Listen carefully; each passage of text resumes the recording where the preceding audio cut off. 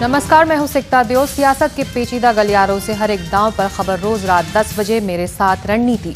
BJP तैयार है अपने कुछ नए फैसलों के साथ। अमेठी और रायबरेली में वो राहुल और सोनिया गांधी के लिए मुकाबला मुश्किल बनाना चाहती है, इसलिए वो स्मृति ईरानी को अमेठी से और उमा भारती को रायबरेली से उतारने का ऐलान कर सकती है। उधर शरद पवार अपनी गलत बयानी पर फिर घिरे हुए हैं। क्यों मोदी पर एनसीपी प्रमुख इतने आक्रामक हो गए? शायद पवार को मुस्लिम वोटरों का गुस्सा डरा रहा है, क्योंकि कभी मोदी को मिली एसआईटी की क्लीन चिट पर सवाल उठाने वाले लोगों को नसीहत देने वाले पवार कह चुके हैं कि 2002 के लिए मोदी को जिम्मेदार नहीं ठहराया जा सकता। अब वही पवार मोदी को मेंटल हॉस्पिटल पहुंचाना चाहते हैं। आम आदमी पार्टी की मुश्किलें खत्म होने का नाम उधर नहीं ले रही। फर्रुखाबाद से उसके उम्मीदवार मुकुल त्रिपाठी ने पार्टी पर गंभीर आरोप लगाते हुए टिकट वापस कर दिया है। त्रिपाठी के मुताबिक आम अब खास लोगों की पार्टी बन गई है। आपके लिए यह आरोप अच्छी खबर नहीं, क्योंकि फर्रुखाबाद से विदेश मंत्री सलमान खुर्शीद को चुनौती देने के लिए एक सोची समझी रणनीति के तहत त्रिपाठी की उम्मीदवारी तय की गई थी। वो भी तब जब खुर्शीद को आपने घोटाले के आरोप पर घेरा हुआ है और ये उसके लिए चुनावी मुद्दा भी है। लेकिन शुरुआत इस वक्त की बड़ी खबर से। अमेठी और रायबरेली से बीजेपी उम्मीदवार कौन होगा, इसको लेकर बीजेपी केंद्रीय चुनाव समिति की बैठक इस वक्त चल रही है। खबर है कि अमेठी से राहुल गांधी के खिलाफ स्मृति ईरानी बीजेपी की उम्मीदवार हो सकती हैं। साथ ही रायबरेली से सोनिया को चुनौती देने के लिए उमा भारती को उतारा जा सकता है। स्मृति ईरानी ने पहले ही कह दिया था कि वो पार्टी उन्हें जो भी जिम्मेदारी देगी वो मंजूर होना होगा। उधर उमा भारती का कहना है कि वो झांसी से बाहर नहीं जाना चाहती, लेकिन पार्टी अगर उन्हें जिम्मेदारी देगी तो वो निभाएंगी। बैठक में क्या चल रहा है, इस पर ज्यादा जानकारी और चर्चा के लिए सीधे चलते हैं हमारे सहयोगी अखिलेश शर्मा के पास, जो इस वक्त हमारे साथ यहाँ मौजूद हैं। अखिलेश, ये इस बैठक में क्या आज ये फैसला हो जाएगा कि सोनिया गांधी और राहुल गांधी को मुकाबला देने के लिए बीजेपी की तरफ से कौन से चेहरे होंगे? जी सिकता, इस वक्त जो हम बातचीत कर रहे हैं, केंद्रीय चुनाव समिति की बैठक चल रही है और वहां पर अमेठी और रायबरेली दोनों ही सीटों पर उम्मीदवारों के नामों पर चर्चा की जा रही है। जो हमें जानकारी मिल रही है उसके मुताबिक अमेठी से राहुल गांधी के खिलाफ पार्टी ने करीब करीब तय कर लिया है, मन बना लिया है कि स्मृति ईरानी को ही वहां पर चुनाव मैदान में उतारना है। बीजेपी को लगता है कि स्मृति ईरानी राहुल गांधी को चुनौती दे सकती है, खासतौर से तब जबकि कुमार विश्वास भी वहां से आम आदमी पार्टी के उम्मीदवार हैं। तो ऐसे में बीजेपी ने स्मृति ईरानी को वहां से मैदान में उतारने का मन बनाया है। और जहां तक रायबरेली का सवाल है, बीजेपी चाहती थी वहां से उमा भारती को मैदान में उतारना। बीच में उमा भारती ने इस बात से मना भी किया था, इसके बाद पार्टी ने यह चैप्टर क्लोज कर दिया था। लेकिन एक बार फिर से उमा भारती ने यह पेशकश की पार्टी के सामने कि अगर वो झांसी और रायबरेली दोनों सीटों से उन्हें टिकट देना चाहेगी तो वो रायबरेली से भी चुनाव लड़ने के लिए तैयार है। तो बीजेपी इस पर गंभीरता से विचार कर रही है। हमें जो जानकारी मिली उसके मुताबिक बीजेपी सोच रही है कि क्या उमा भारती को दोनों ही सीटों से, झांसी से और रायबरेली से लड़वाया जा सकता है या नहीं लड़वाया जा सकता है, इस बारे में चर्चा की जा रही है। हमारे सूत्र बता रहे हैं कि आज देर रात तक ये बैठक चलेगी और 11:30-12 बजे तक बीजेपी की ओर से औपचारिक ऐलान होने की संभावना है। जी, और कुछ फैसले भी होने वाले हैं टीडीपी के साथ रिश्तों को लेकर, गठबंधन को लेकर पार्टी फैसला कर सकती है अब अखिलेश?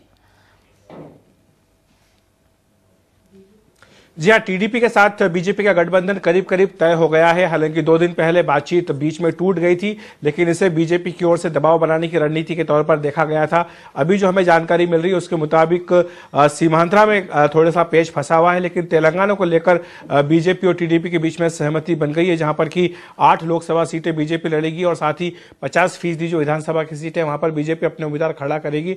लेकिन चूंकि सीमांध्रा को लेकर अभी बातचीत और सीटों को आइडेंटिफाई करना अभी बाकी रह गया, इसलिए लग रहा है कि 1 या 2 दिनों बाद बीजेपी और टीडीपी के गठबंधन का औपचारिक ऐलान किया जाएगा। तो मजबूत उम्मीदवार के सामने मजबूत उम्मीदवार उतारने की रणनीति की तैयारी कर रही है बीजेपी इस वक्त, और इस पर फैसला किसी भी वक्त हो सकता है। शुक्रिया अखिलेश इस अपडेट के लिए आपका। और मजबूत उम्मीदवार के सामने मजबूत उम्मीदवार, ये जो बहस है ये कांग्रेस की तरफ से शुरू हुई जब नरेंद्र मोदी की उम्मीदवारी का ऐलान बनारस से हुआ। कांग्रेस ने कहा कि वो कड़ी टक्कर देने के लिए अपना एक मजबूत उम्मीदवार वहां उतारेगी, और आज कांग्रेस के नेता राशिद अल्वी सामने आए हैं अपनी दावेदारी पेश करने के लिए कि अगर पार्टी चाहे तो उन्हें वो बनारस से टिकट दे और वो मोदी को टक्कर देंगे बनारस के मैदान में। और राशिद अल्वी इस वक्त हमारे साथ खुद मौजूद हैं। चलते हैं सीधे अल्वी साहब के पास। राशिद अल्वी, बनारस से आपकी दावेदारी, आपको क्यों लगता है कि आप मोदी को कड़ी टक्कर दे सकते हैं? देखिए, सिर्फ सवाल मेरा नहीं है, कांग्रेस पार्टी का एक छोटा सा सिपाही भी उनको उनका मुकाबला कर सकता है। ये लड़ाई एक आम इलेक्शन नहीं है। बनारस के अंदर लड़ाई होगी कम्युनलिज्म के बीच में और सेक्युलरिज्म के बीच में। बनारस एक इंतहाई सेक्युलर जगह। बनारस ने मुगल बादशाहों को सबक सिखाया। ये इतिहास है बनारस का। मेरा सिर्फ इतना कहना है कि इस देश का सेक्युलरिज्म, इस देश की आप इनिशिएटिव लेकर कह रहे हैं कि अगर मौका मिले तो आप नरेंद्र मोदी को चुनौती पेश कर सकते हैं। इससे पहले दिग्विजय सिंह का नाम चल रहा था। आज प्रेस कॉन्फ्रेंस में चिदम्बरम कह रहे हैं कि अगर उन्हें हिंदी आती तो बनारस से वो टक्कर देते। इतनी छटपटाहट क्यों है मोदी को कड़ी टक्कर देने के लिए? क्या लग रहा है, अगर मोदी लहर नहीं है तो फिर क्यों? छटपटाहट नहीं है, लड़ाई सेक्युलरिज्म और कम्युनलिज्म की है।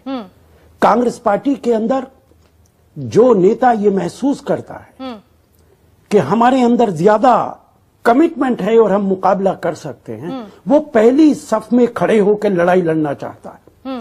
इसलिए कांग्रेस पार्टी में बहुत लोग हैं जिनकी ख्वाहिश है कि कांग्रेस पार्टी की हाईकमान उन्हें बनारस भेजे ताकि वो बनारस के अंदर कांग्रेस पार्टी का झंडा ऊंचा कर सके, सेक्युलरिज्म का झंडा 1999 में आपने लोकसभा का चुनाव लड़ा था, वो भी बीएसपी के टिकट पर। यूपी में कांग्रेस के उम्मीदवारों की जीत की गारंटी उतनी नहीं होती। आपको लगता है कि आपका जो आधार है? मैं फिर आपसे कहूंगा, ये लड़ाई जाति लड़ाई नहीं है। मैं जिस जमाने में बीएसपी में था उस जमाने में बीएसपी में था, उस वक्त भी मैंने चुनाव जीता था, लेकिन ये लड़ाई बहुत अलग है। 1999 में हम लोकसभा में चुनाव लड़े थे, उसके बाद अब 2014 बहुत कुछ बदल चुका है। जी बिल्कुल बदल चुका है, लेकिन मैं कहूंगा कि बनारस के बारे में गालिब ने कहा है कि बनारस काबे की तरह है। वहां का हर नागरिक लक्ष्मण है और राम है। वो गलत फैसला नहीं कर सकते। मैंने अपनी दावेदारी या अपनी दरख्वास्त सिर्फ इसलिए दी है कि इस देश को ये पता चले कि बनारस के अंदर तमाम कम्युनिटीज, तमाम कास्ट इकट्ठा होकर फिरका परस्ती को, कम्युनलिज्म को शिकस्त देंगी। के सामने अरविंद केजरीवाल है और आप कह रहे हैं कि मजबूत उम्मीदवार को वहां पर कांग्रेस की तरफ से भी उतारना चाहिए। लेकिन ये बताइए कि आपके एक विधायक हैं अजय राय, जो हमारे इसी कार्यक्रम में आए थे, उन्होंने कहा था कि कांग्रेस को स्थानीय नेता को टिकट देना चाहिए ताकि वो एक मजबूत चुनौती बनकर पेश हो नरेंद्र मोदी के लिए, ना कि पैराशूट किए गए नेता। आपको लगता है कि दिग्विजय सिंह या फिर आप वो पैराशूट वाले नेता या उम्मीदवार बनकर चुनौती दे पाएंगे जो स्थानीय नेता दावा कर रहे हैं? देखिए मैं आपसे कहूंगा, ये आपस में किसी के अंदर कोई झगड़ा नहीं है। दिग्विजय जी चले जाएं, वहां राजेश मिश्रा पार्लियामेंट के मेंबर रहे हैं, एक ही बार तो भारतीय जनता पार्टी जीती है, उनको पार्टी की हाईकमान तय करे। ये तो कांग्रेस पार्टी की हाईकमान का फैसला कि वो किसको लड़ाएगी। लेकिन एप्रिशिएट कीजिए कि कांग्रेस के अंदर लोग चाहते हैं कि हम आगे बढ़ें और नरेंद्र मोदी जी को शिकस्त दें। ये सवाल नहीं है किसको टिकट मिले, जिसको भी शिकस्त देनी है, लेकिन पार्टी ये तय क्यों नहीं कर पा रही है? एक नाम पर अभी तक ऐलान नहीं हुआ है किसी उम्मीदवार का कांग्रेस की तरफ से। आप इसकी चिंता ना करें। ठीक टाइम पे कांग्रेस अपना उम्मीदवार उतारेगी। इस बात की फिक्र ना करें कि अभी तक ऐलान नहीं हुआ है। और जहां तक केजरीवाल जी का ताल्लुक है, आप शायद भूल गई, जब उन्होंने राजनीति की शुरुआत दिल्ली से की थी तो आरएसएस के लोग अपनी भीड़ उनके यहां भेजते थे, बीजेपी अपनी भीड़ भेजती। चलिए, तो आप कह रहे हैं कि कांग्रेस मोदी जी ने उनकी कांग्रेस की प्राथमिकता नरेंद्र मोदी को शिकस्त देना है बनारस में। लेकिन सवाल राशिद अल्वी साहब, अगर आपने दावेदारी पेश की है तो 1999 से मैं फिर वही दोहरा रही हूं, 1999 से 2014 बहुत कुछ बदला है। लोकसभा के चुनावों में देखना होगा कि अगर आपको ये टिकट मिलता है तो फिर आप किस तरह से चुनौती बनकर नरेंद्र मोदी के सामने खड़े होते हैं। बहुत शुक्रिया रणनीति में इस चर्चा में भाग लेने के लिए राशिद अल्वी। और अब बात करते हैं शरद पवार की। चुनाव से पहले बीजेपी के पीएम पद के उम्मीदवार नरेंद्र मोदी और एनसीपी अध्यक्ष शरद पवार के बीच जुबानी जंग तेज हो गई है। कल शरद पवार ने कहा था कि मोदी की अस्पताल में इलाज कराने की जरूरत है। पवार का यह बयान मोदी के आरोप के जवाब में था। एनसीपी के गढ़ अमरावती में मोदी ने आरोप लगाया था कि शरद पवार के पास क्रिकेट के लिए वक्त है लेकिन आत्महत्या कर रहे किसानों के लिए नहीं। कृषि मंत्री आपके महाराष्ट्र के होने के बावजूद भी महाराष्ट्र के किसानों को वो बचा नहीं पाए। दुख तो इस बात का है कि क्रिकेट के संबंध में तो आए दिन बयान देने के लिए उनको फुर्सत है, लेकिन मरते हुए किसान के लिए चिंता करने के लिए उनको फुर्सत नहीं है। समाजासाठी, देशाच्यासाठी गुलामगिरीचं बाहेर काढण्याच्यासाठी ज्यांनी 2 पावलं सुद्धा टाकली नाही, आज ते ग्रस्त सांगतायत काँग्रेस मुक्त देश करायचा। माझ्या मते काही परिणाम झालेला उगीच काही जात बोलण्यात अर्थ नाही। निवडणूक संपेल, त्यांचा पराभव करू आणि चांगलं कुठं हॉस्पिटल असेल तर बघू, आम्ही त्याच्यावर लक्ष देऊ। और हाल के दिनों में एनसीपी ने अपनी रणनीति बदली है। एनसीपी बीजेपी के पीएम पद के उम्मीदवार पर तीखे हमले करती दिखाई दे रही है। एनसीपी ने तेज की है बीजेपी पर हमले और पिछड़ी जाति और मुस्लिम वोटों पर नजर है एनसीपी की, और इसी वजह से आक्रामक हुए हैं शरद पवार।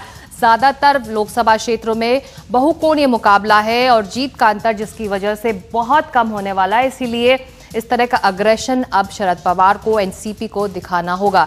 पिछड़ी जाति के वोट महत्वपूर्ण होंगे। चुनाव पूर्व सर्वे के बाद फैसला।